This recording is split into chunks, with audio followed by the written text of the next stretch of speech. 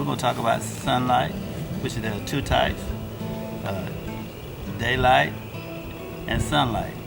So since I'm in the beginning, I'm going to talk about daylight. Daylight is when the sun rises. It brightens up in the morning, get the birds moving around. And it's not a whole lot to daylight. All you can do is just see. Before to get all the good nutrition and everything you need for a plant, you need sunlight, which starts about 10 o'clock until close to the sun go down. So that's what you need to know about daylight, which is laid back, as you can see.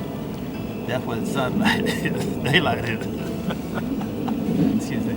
Yeah, daylight is laid back, calm, tranquil, peaceful. Let's talk about the sun as it relates to planting. I like to think of it in seasons, so that when I'm planting, the plants that I choose to plant in those seasons require a certain amount of sun. So if you think about fall and winter plants, which would be things like collards or kale or your green leafy plants, those things may require about 6 hours of sun, as opposed to your spring and summer plants, which would be things like cucumbers and tomatoes. They require a little bit more sun, maybe 6 to 8 hours of sun per day, full sun, and they grow better with that full sun.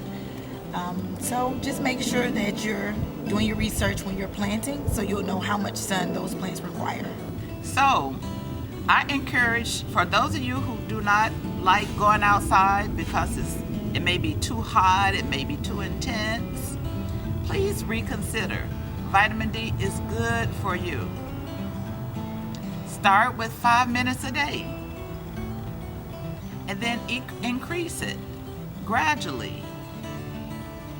And when you feel like it's getting too hot and too intense, again, think of the benefits of the sun.